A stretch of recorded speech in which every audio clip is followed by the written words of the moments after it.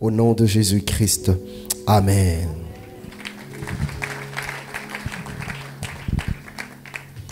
Gloire au Seigneur. Alors, il y a mon épouse qui m'a rappelé un détail tout à l'heure par rapport à notre programme de Bunda 21. Avec ma Patricia, notre nutritionniste, elle nous a aidé à mettre en place tout un calendrier, un régime de 21 jours. Alors déjà à partir de demain, vous allez voir tous les programmes. Pour chaque jour, il y a des détails. Le matin, prendre telle chose, telle quantité. À midi, prendre telle chose. Le soir, prendre telle chose. Et si vous respectez cela, vous allez vous rendre compte, en tout cas physiquement, votre jeûne sera soutenu. Parce que nous avons des conseils des gens qui s'y connaissent dans la matière. Donc déjà à partir de demain, sur notre page Facebook, sur notre numéro WhatsApp et aussi sur notre application CMP, sur Twitter et autres réseaux sociaux, vous allez voir tout le programme. Et si vous passez au bureau, au Valve, cela sera aussi affiché. Même ici, on va veiller pour que sur le Valve, qu'il y ait ce régime qui va nous accompagner pendant les 21 jours. Mais de temps en temps aussi, nous allons rappeler à la veille le programme du lendemain. Alors, comme vous le savez, le Centre missionnaire Philadelphie fait partie de l'Église du Christ au Congo. Et l'Église du Christ au Congo est subdivisée dans plusieurs communautés.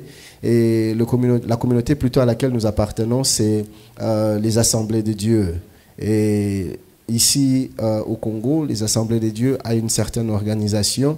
Nous avons le bureau national, nous avons le bureau provincial. Et dans la province, nous avons des districts. Et de temps en temps, la communauté organise des permutations des pasteurs. Si vous remarquez, vous allez voir, il y a beaucoup de pasteurs qui sont absents ce matin. Ils sont allés prêcher dans d'autres églises. Et ce matin, nous avons la grâce de recevoir le chef de notre district, donc le numéro 1 de notre district, le pasteur Simon Ntsakala. Alors qu'il s'avance, nous allons l'accueillir par nos acclamations.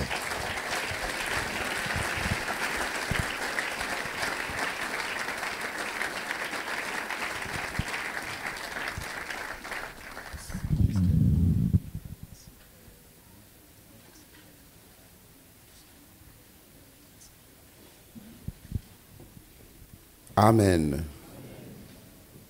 Bonjour à tout le monde. Est-ce que vous pouvez saluer votre voisin de gauche et de droite? Dites-lui que je te salue de la part du pasteur Simon.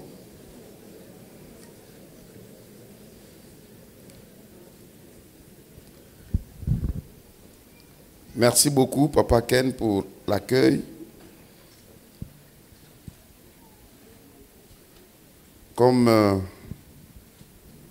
Papa Ken l'a dit, que chaque année, nous organisons des permutations des hommes de Dieu, parce que vous savez que l'Église, c'est une asbelle. Donc, ça vit des cotisations des fidèles, des offrandes et tout ce que nous donnons, c'est ce qui fait fonctionner l'Église. Amen. Et le dimanche d'aujourd'hui, le 28 octobre, c'est un dimanche de soutien pour les districts. En fait, on organise des collectes, mais chaque église a sa façon de les faire. Amen. Et Papa Ken sait comment il peut les faire. Mais chaque fois, vous savez qu'au niveau de notre district, nous comptons plus sur Philadelphie. En fait, c'est la plus grande église du district qui est suivie des évangiles de vie, ainsi de suite. Et tout ce que nous avons au bureau de district, en tout cas, 80% vient de Philadelphie.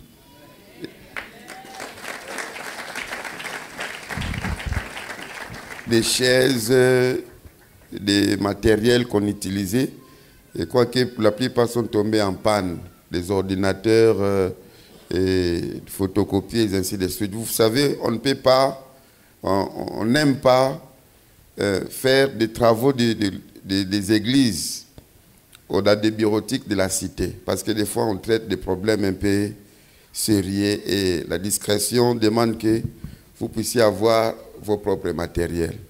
Raison pour laquelle chaque fois on organise des dimanches de soutien pour soutenir la communauté. Merci. Merci ma sœur, vous m'avez beaucoup aidé.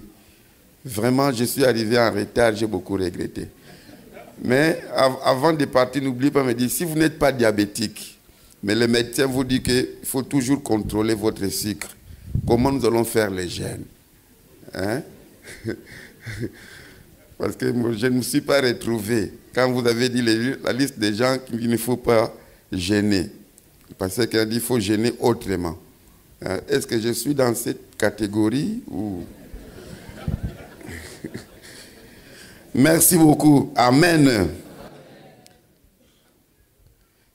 Nous allons lire 1 Samuel chapitre 22, versets 1 et 2. Nous prenons comme thème des lamentations aux louanges. Des lamentations aux louanges. 1 Samuel chapitre 22, versets 1 à 2. La Bible dit, David partit de là et se sauva dans la caverne d'Adullam. Ses frères et toute la maison de son père la prirent et ils descendirent vers lui.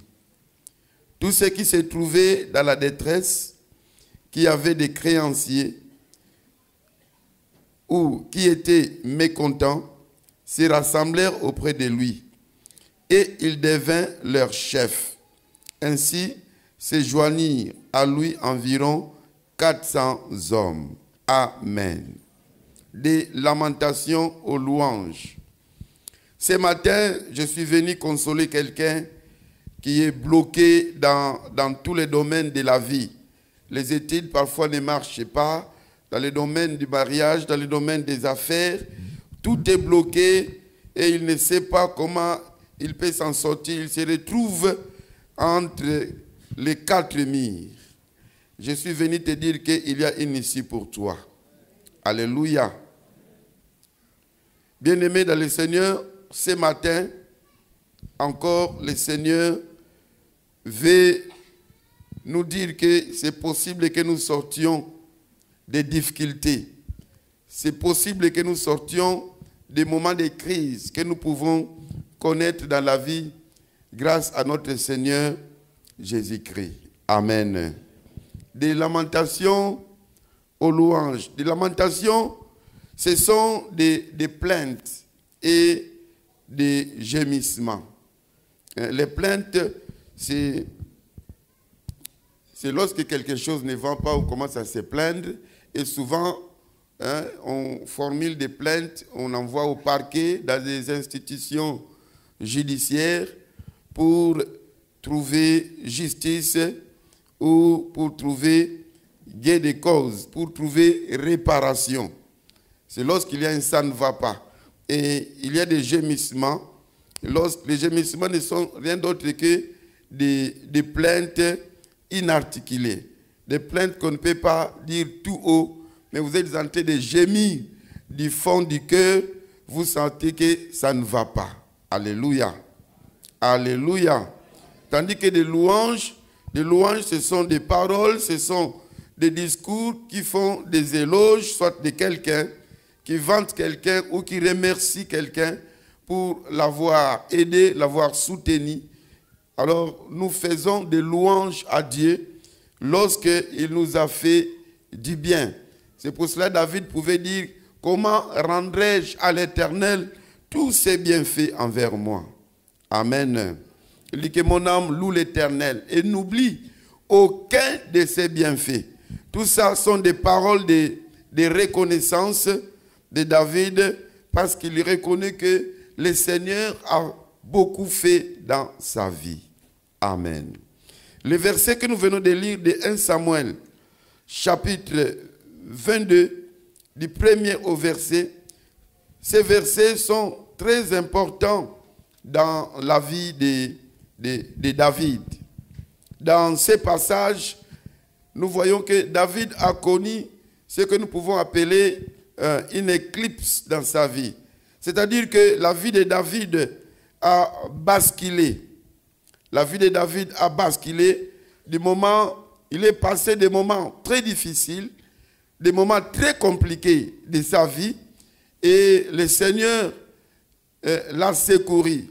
Mais avant qu'il puisse expérimenter la main de Dieu, David s'est réfugié dans ces cavernes, dans ces passages que nous venons de lire. Alléluia. En fait, depuis 1 Samuel, chapitre 16, si nous lisons ces passages, vous verrez que Dieu, à partir du premier verset, Dieu dépend le prophète Samuel de ne plus pleurer. Pourquoi? Parce que Dieu a rejeté Saül comme roi. Mais Dieu va instruire Samuel d'aller à Bethléem et de oindre celui qu'il a choisi comme roi, l'homme selon son cœur. Et Samuel va partir, Samuel va oindre David comme roi d'Israël. C'était en secret, en catimini. Alléluia. Et lorsqu'on l'a oint comme roi, c'était juste en présence de ses frères et de ses parents. Et d'ailleurs, quand Samuel est arrivé, tout le monde était là, sauf celui qui devait être là. Alors, tout le monde est passé en revue. Dieu disait toujours, ce n'est pas lui, ce n'est pas lui, ce n'est pas lui.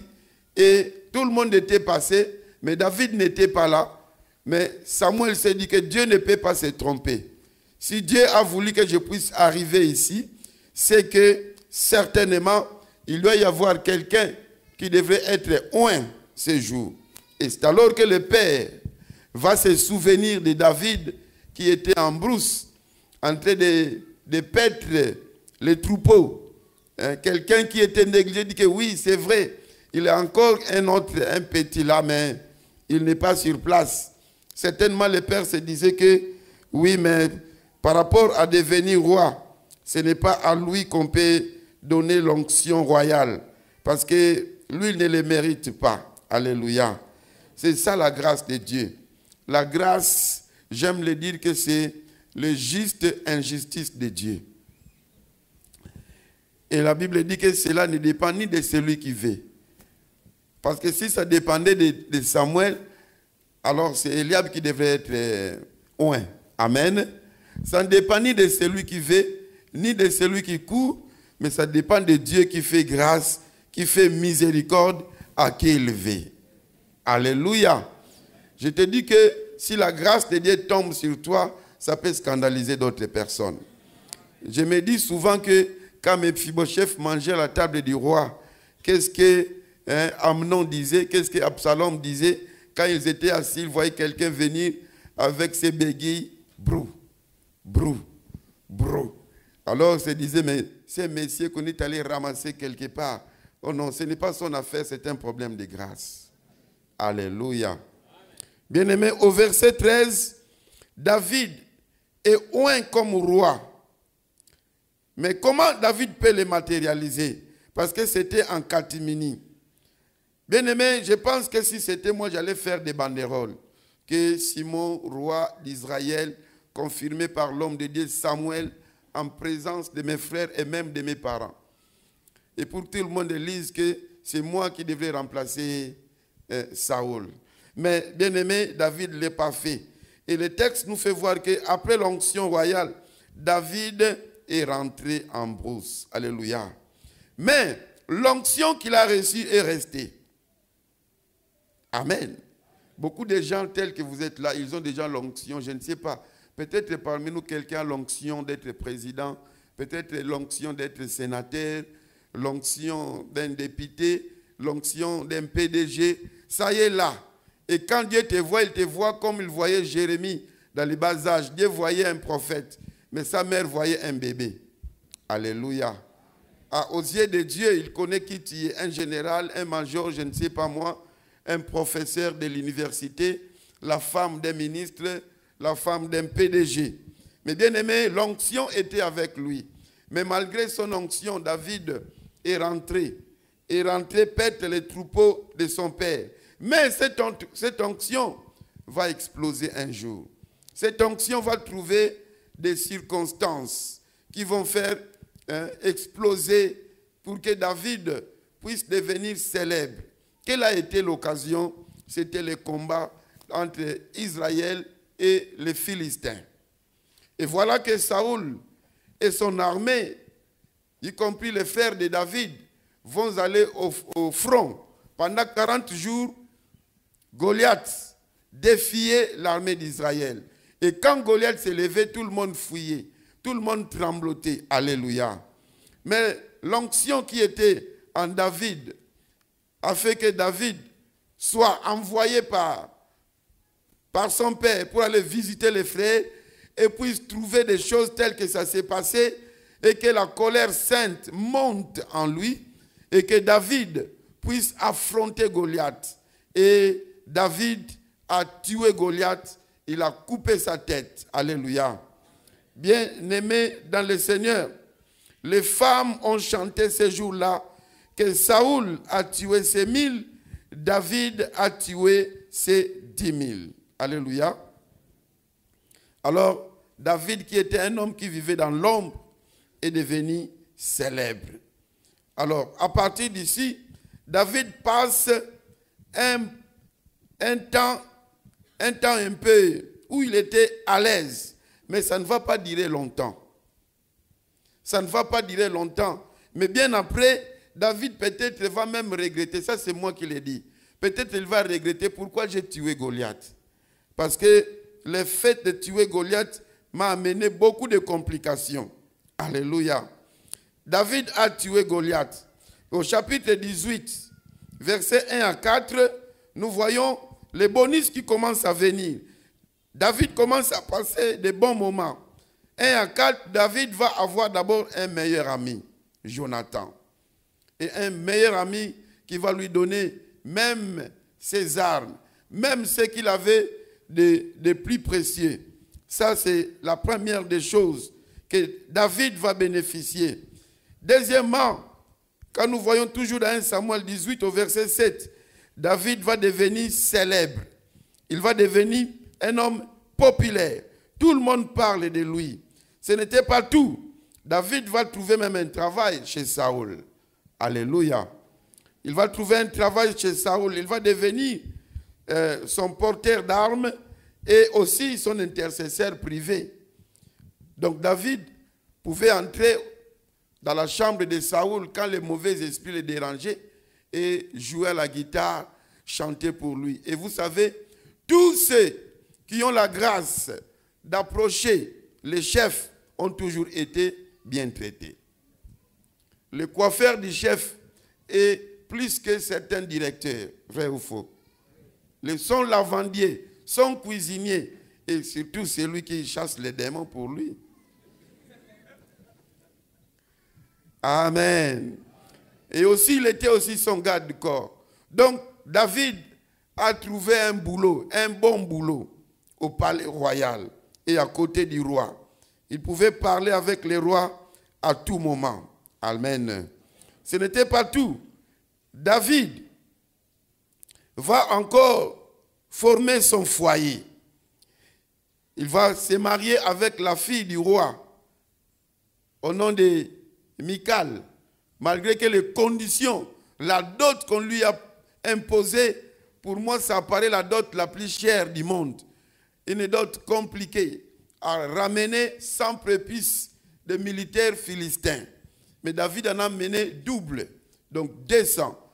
Pour avoir les prépuces de quelqu'un, il faut d'abord les tuer. Il faut d'abord les tuer. Donc, pour moi, je trouve que c'est la dot la plus chère. Je dis souvent aux frères, la dot la plus chère n'existe pas. Alléluia. C'est question d'amour. Mais il fallait que aussi, nous qui avons des filles, que nous puissions aussi tenir compte de la conjoncture lorsque nous facturons. Il ne faut pas être comme M. Saoul. Amen. Et David a épousé la fille du roi. Et le roi a fait la promesse que celui qui va tuer Goliath, et même sa famille sera exonérée des frais douaniers. Donc, David était maintenant exonéré de beaucoup de frais. Et il vivait dans une belle maison. La Bible nous fait voir déjà que c'était une maison en étage, bien construit, parce que lorsque Saoul a tenté de l'éliminer, sa femme, Michal, l'a fait sortir par la fenêtre pour le descendre. Amen. Donc, David va avoir son foyer. Il est devenu gendre du roi avec tous les avantages possibles. Et sans oublier, David avait à ses côtés son père spirituel, qui était aussi son conseiller, Samuel, toujours à ses côtés. Alléluia. Bien-aimés dans le Seigneur, toutes ces choses, bien-aimés, ne vont pas durer. Pourquoi? Parce que la célébrité de David a réveillé la jalousie de Saoul. Alléluia. Ça va réveiller sa jalousie. Et David trouvait que tous ces éléments-là, c'était comme ses refuges. Avoir un meilleur ami, c'était un refuge. Avoir un bon travail, comme si c'était son refuge. Avoir un foyer, sa femme était là et il était à l'aise. Avoir un bon travail, bien aimé, David se trouvait très très à l'aise.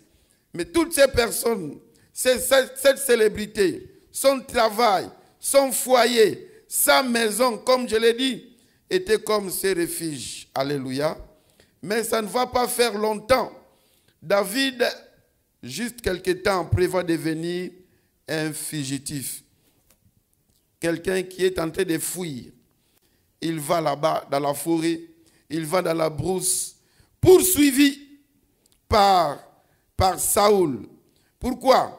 Parce que quand les femmes ont chanté que Saoul a tué les 1000, David a tué les 10 000, dans 1 Samuel 18, versets 8 à 9, Saoul dit que à moi on donne les 1000, à lui on donne les 10 000, rien n'empêche pour qu'on puisse lui donner la royauté. Et la Bible dit que à partir de ce temps-là, Saoul a eu en haine David. Saoul regarda David d'un mauvais œil à partir de ce jour et dans la suite. Donc jusqu'à ce que Saoul est mort, il avait toujours une haine contre David. Alléluia. Au verset 29, toujours de 1 Samuel 18, la Bible dit que Saoul craignait de plus en plus David et il fit toute sa vie son ennemi. Toute sa vie. Alors, bien-aimé dans le Seigneur, David, un homme sans armée, un homme sans garde de corps, quelqu'un qui est seul, mais détesté, haï, poursuivi par le roi et tous les services de renseignement mobilisés. Donc il y avait des avis de recherche. Toute l'armée mobilisée. Il fallait lire la Bible. De temps en temps, Saoul, lorsqu'il apprenait que David était à un endroit, un individu, mais il venait avec toute son armée. Alléluia. Les services de renseignement à la quête d'un seul individu qui n'avait même pas un marteau, même un tournevis pour combattre. Bien-aimé, David va devenir un fugitif. Et à partir du chapitre 19 jusqu'au chapitre 21, lorsque vous lisez cela, bien-aimé, David va passer un très mauvais quart d'heure. Et il va perdre tout ce qu'il considérait comme ses refuges. Resté seul, il va aller se réfugier à la caverne d'Adilan, là où nous avons lu, bien-aimé, dans 1 Samuel, chapitre 22, versets 1 et 2. Amen. David va fuir là-bas, dans cette caverne. Et là-bas, bien-aimé, David va rester seul. Mais David va comprendre qu'il n'est pas seul. Il est avec quelqu'un qui est Dieu. Alléluia. Alléluia. Là-bas, David va chanter des psaumes et les deux psaumes-là, bien-aimés, c'est ce qui forme le cœur de notre message pour que nous comprenions quels sont les sentiments qui étaient en David lorsqu'il est allé se réfugier là-bas. Le premier psaume, c'est le psaume 142. La Bible dit, cantique de David, lorsqu'il était dans la caverne, prière. Il est en train de prier. De ma voix, j'écris à l'Éternel. De ma voix, j'implore l'Éternel. Je répands ma plainte devant lui. Je lui raconte ma détresse. Quand mon esprit est abattu au-dedans de moi, toi, tu connais mes sentiers. Sur la route où je marche, ils m'ont tendu un piège. Jette les yeux à droite et regarde. Personne ne me reconnaît. Tout refuge est perdu pour moi, Éternel. C'est à toi que j'écris. J'ai dit, tu es mon refuge, mon partage sur la terre des vivants. Sois attentif à mes cris, car je suis bien malheureux. Délivre-moi de ceux qui me poursuivent, car ils sont plus forts que moi. Tire mon âme de la prison, afin que je célèbre ton nom. Les justes viendront m'entourer quand tu m'auras fait du bien. Amen. Bien-aimés,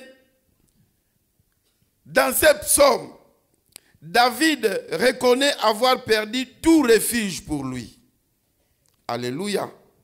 Et c'est vrai, il a perdu tout refuge. D'abord, David a perdu sa famille. Depuis un certain moment, David a quitté la famille, il est allé chez Saoul, et de chez Saoul, il est devenu un fugitif, quelqu'un qui était en train de fuir par-ci, par-là. Il fuyait, il partait, il se cachait. Et son père ne savait plus où se trouvait son fils, ni ses frères ne savaient où se trouvait leur frère, et David était parti. Ce n'était pas tout, bien-aimé. David le témoigne dans ces passages. Il dit que nul ne prend souci de mon âme. Alléluia. Il dit que tout refuge est perdu pour moi. Tout refuge est perdu pour moi. Il a perdu son foyer. Il a perdu son travail. Parce que lorsque Saoul a voulu l'éliminer avec la flèche, David a fui. Il est allé se cacher à la maison. Et là, à la maison, Saoul va envoyer encore son armée. La maison de David était entourée.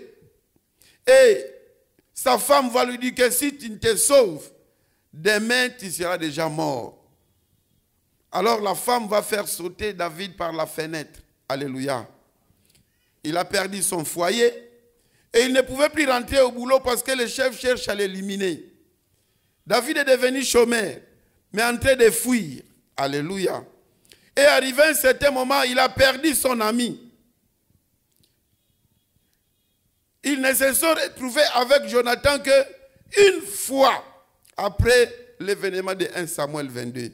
Une seule fois, quand David était en cachette dans la forêt. C'est là où Jonathan est venu le fortifier, lui disant que je sais que tu seras le futur roi d'Israël. Mais lorsque tu vas devenir roi, pense à ma progéniture. Et il va les laisser là-bas et lui va rentrer en ville. David va rester en brousse. Alléluia. Il a perdu son ami. Ce n'était pas tout. Il a perdu aussi son père spirituel. Parce que bientôt là, quelques temps après, Samuel va mourir. Celui auprès de qui il s'est réfugié. Lorsque Saoul le poursuivait, il allait des fois trouver Samuel pour lui expliquer. Et Samuel le fortifiait. Samuel le conseillait. Il a aussi perdu sa personnalité. Parce que si vous lisez juste au chapitre 21 de 1 Samuel, vous verrez que David s'est dit que je finirai par mourir entre les mains de Saoul. Alors David s'est dit que je n'ai plus de choix. Je vais me jeter au camp des Philistins. Je vais commencer à rester là-bas parce que là, au moins, les services de renseignement, l'armée de Saoul ne saura pas m'atteindre là-bas. Mais les Philistins vont les repérer. On disait, voilà, c'est celui qui a tué notre héros. C'est celui qui remporte des guerres d'Israël. Nous les voyons ici. Alors David s'est déguisé en fou. Il s'est déguisé en fou et il y avait des salives qui tombaient. On l'a amené chez le roi des Philistins. Le roi philistin va dire que mais j'ai encore beaucoup de fous ici. Vous voulez encore m'ajouter d'autres fous? Alors il a renvoyé David et la Bible dit que David a fui. Directement, il a quitté le camp des Philistins. Alléluia. Donc, il a perdu la personnalité. David se disait, moi, je commence même à jouer au fou. Je commence même à manger dans des foules. Bien-aimé dans le Seigneur. Il a perdu totalement sa personnalité. Les jeudis, nous étions au zoo là-bas. Il y a madame qui a perdu son père. Alors, j'ai vu un frère qui venait à notre église quand il était encore trop petit, il venait à l'école de dimanche. Mais il a un père irresponsable. Un père irresponsable qui a abandonné les enfants. Et lui, il est allé habiter à Nyoki. Et leur maman est morte. Et les enfants sont devenus ce que nous appelons des shege. Cet enfant, moi, je le connais. Quand il m'a vu, il a fait semblant de ne pas me voir. Alors, il est allé auprès du pasteur qui était à mes côtés. Il a commencé à l'expliquer des choses qui n'étaient pas vraies. Alléluia. Alléluia. Alors, lorsque j'ai demandé au pasteur, mais qu'est-ce que ce petit a dit? Il dit que non, il dit que sa mère est gravement malade à Mamayemo. Il a besoin de l'assistance. Moi, j'ai appelé, il dit, est-ce que toi, tu ne me connais pas? Regarde-moi bien. Ce n'est pas toi le fils de... Je ne cite pas. Mais pourquoi tu fais ça? Il dit que papa, Nzala. Amen. Il y a des gens qui sont devenus des faux aveugles. J'en avais vu une fois, aux côtés du marché, du grand marché, hein, quelqu'un qui est venu là, il était bien portant, il causait avec la maman à côté, et il dit que la maman, Mikolo, Makamozo Tambola, bien té. Vraiment. Mais l'autre, ça l'effort. J'ai vu cet homme plier ses jambes et faire rentrer la main. Et il est devenu manchon. Et entre-temps, aveugle, il a pris la position et la main. La crise, ça peut nous amener plus loin. Amen. Bien-aimés dans le Seigneur, tout ceci, bien-aimés, veut dire que David n'avait plus de refuge. C'est pour cela qu'il dit là-bas que tout refuge est perdu pour moi. C'est-à-dire que des personnes auprès de qui je pouvais me réfugier. Jonathan n'était plus là. Ma femme n'était plus là. Le travail n'était plus là. Mon père spirituel, Samuel, n'était plus là. Mes frères, mes parents n'étaient plus là. Je suis resté seul. C'est pour cela qu'il dit que je jette les yeux à gauche. Je jette à droite. Personne ne me reconnaît. Alléluia. Il était là, dans la caverne seul, mais il n'était pas seul. David a compris que Dieu était avec lui. Alléluia. Alléluia. Bien-aimé dans le Seigneur, sache que dans les moments difficiles, tu dois savoir que tu n'es pas seul. Si vous lisez Isaïe 43, versets 1 à 3, Dieu dit que même quand tu traverses l'eau, l'eau ne va pas te submerger. Je serai avec toi. Même quand tu es dans le feu ne va pas te brûler. Parce que moi, je serai avec toi. Bien-aimé, jamais tu seras seul. Toi qui es enfant de Dieu, il a dit, je ne te laisserai point, je ne t'abandonnerai point. Même dans les moments difficiles, il est là à tes côtés. Alléluia. Alléluia. Mais ce n'était pas tout. David n'avait pas seulement chanté le psaume 142. Il a aussi chanté psaume 57. Et là, David s'est mis en prière. Il s'est mis en prière. Ésaïe 57, 1 à 5, la Bible dit, au chef du chantre, ne détruis pas l'hymne de David. Lorsqu'il se réfugia dans la caverne poursuivi par Saoul. Aie pitié de moi, ô Dieu, aie pitié de moi, car en toi, mon âme cherche un refuge.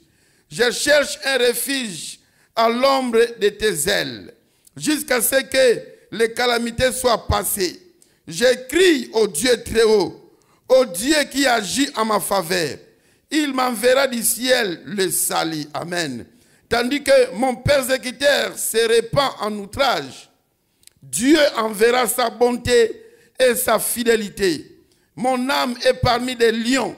Je suis couché au milieu des gens qui vomissent la flamme, au milieu d'hommes qui ont pour dents la lance et des flèches, et dont la langue est un glaive tranchant. Alléluia. David est en train de prier. Je vais te dire que lorsque tu traverseras des moments de crise, ou peut-être tu es en train de les traverser, tout refuge est perdu pour toi, rejeté par ta famille. Tu as perdu ta crédibilité, tu as perdu le travail et peut-être même ta femme t'a fui. Peut-être même les enfants se sont retirés de toi. Personne, même les amis commencent à te critiquer. Et tu vis textuellement comme Job. On commence à te dire, regarde bien ta vie. Peut-être que tu as péché quelque part. Je te dis que pendant ces moments, n'abandonne pas la prière. Ah, je suis content parce qu'il y a le programme de Bunda. Bunda. Alléluia. Pendant ce temps, Bunda.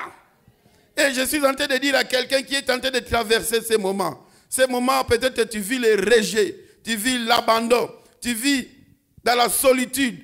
Tout le monde t'a rejeté. Bien-aimé, n'oublie pas la prière. N'oublie pas des retraites. N'oublie pas de chercher la face de Dieu. Dis à Dieu, Seigneur mon Dieu, voilà ce que je suis en train de vivre. Amen. Et ce que j'ai aimé, bien-aimé, la prière de David a payé. Dites à votre voisin, la prière fait payer toujours. Nous voyons là-bas dans 1 Samuel 22, versets 1 et 2. Lorsque David est allé là-bas, premièrement, la Bible dit, ses frères et toute la maison de son père la prirent et ils descendirent vers lui. Amen. C'est comme s'ils se sont dit, c'est comme s'il y avait quelque chose de noir devant eux. Ils ne pensaient plus à David. Mais à un certain moment, ils se sont dit, mais finalement, notre frère David, qu'est-ce qu'il est devenu? Alléluia. Où est-il? Qu'est-ce qu'il fait? Mais pourquoi Saoul cherche à l'éliminer? Allons le voir. Alléluia. Bien-aimé dans le Seigneur, il arrivera un moment, tous ceux qui t'ont oublié vont se souvenir de toi. Ils vont commencer à penser à toi. Ils vont commencer à chercher ton numéro d'appel. Ils vont chercher à savoir comment tu vis, comment tu manges, qu'est-ce que tu fais dans la vie. La Bible dit que ses frères ont appris cela. Le même frère qui disait à David, toi nous connaissons la malice de ton cœur. Tu es seulement venu ici pour venir voir les combats. Mais Dieu a touché leur cœur. Ils ont eu de la compassion envers leurs frères. Je vous dis que les gens auront de la compassion envers vous. Eux-mêmes vont chercher à venir, pour venir vous consoler, pour venir résoudre votre problème. Alléluia. Ce n'était pas tout, bien-aimé. Après cela, il y avait des gens, des mécontents, des gens qui avaient des créances. C'est-à-dire que des gens qui ont vu qu'avec le gouvernement de Saoul, on ne va pas s'en sortir. Alléluia. L'unique solution qui était restée pour eux, c'est d'être tout près de David. Les 400 hommes sont venus voir David. Et ils ont dit de lui que toi, tu deviens notre chef. Alléluia. David, qui était dans la solitude, n'était plus dans la solitude. Il a eu maintenant des amis. Il a eu maintenant des frères qui sont venus les chercher. Je te dis, bien-aimé, dans le Seigneur, il y aura des gens qui viendront te chercher pour dire que viens travailler ici. Viens régner sur nous. Tu ne forceras pas des choses. Les gens eux-mêmes vont arranger des choses pour venir te voir. Alléluia. La prière de la caverne d'Adullam a produit des effets. D'abord, la famille est revenue en lui. Et aussi, David a commencé encore à régner, ne fût-ce que sur 400 personnes. Mais au moins, il règne quand même. Et avec ces gens, David les a entraînés. Ils sont devenus des militaires. Et avec eux, David a fait des exploits. Alléluia. David avait maintenant la sécurité. Il avait maintenant la sécurité. Et David a dû récupérer tout ce qu'il a perdu. Il a récupéré même plus. Si vous lisez dans 2 Samuel chapitre 3, David a récupéré sa femme. Verset 13. Il dit à Abner, tu ne vas pas négocier avec moi si tu ne me ramènes pas Michal, la femme que j'ai laissée. Alléluia. Il a récupéré sa femme. Et ce n'était pas tout. David a commencé à régner d'abord sur 2 tribus dans le royaume de Juda. Il est allé habiter à Hébron. Et là, les gens de Hébron l'ont dit que nous voulons que toi, tu puisses régner sur nous. Eux-mêmes, nous voulons que toi, tu puisses régner sur nous. Alléluia. Et quelque temps après, là, il a régné pendant, la Bible dit qu'il a régné là-bas pendant 7 ans et 6 mois. Et après, les anciens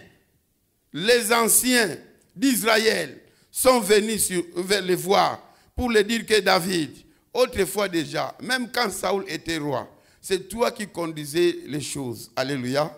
Alors viens, monte à Jérusalem, viens régner, au lieu de régner seulement sur 2 tribus, mais viens régner sur 12 tribus. Alléluia. Il est monté là-bas, il est devenu le roi de tout Israël.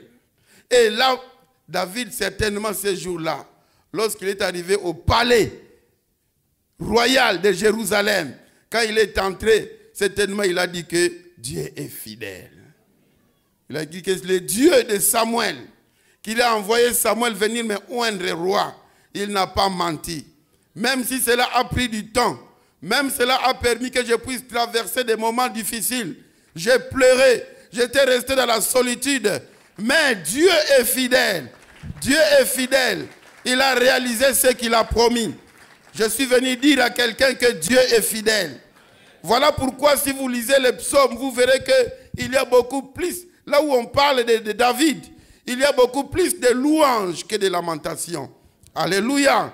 David est reconnu comme un grand louangeur. C'est pour cela qu'il pouvait danser devant son Dieu, même devant ses domestiques, même devant ses soldats, les caporaux. Et sa femme pouvait les mépriser. Elle dit que je danse devant ce Dieu qui m'a protégé, de préférence devant ton père. C'est pour cela que David pouvait dire que comment rendrai-je à l'Éternel tous ses bienfaits envers moi. David se voyait redevable envers Dieu. C'est pour cela que David ne reculait pas dans la louange. Peut-être aujourd'hui tu es encore dans des lamentations. Mais je te dis que fais seulement de l'Éternel ton refuge. Tu as perdu tous tes refuges.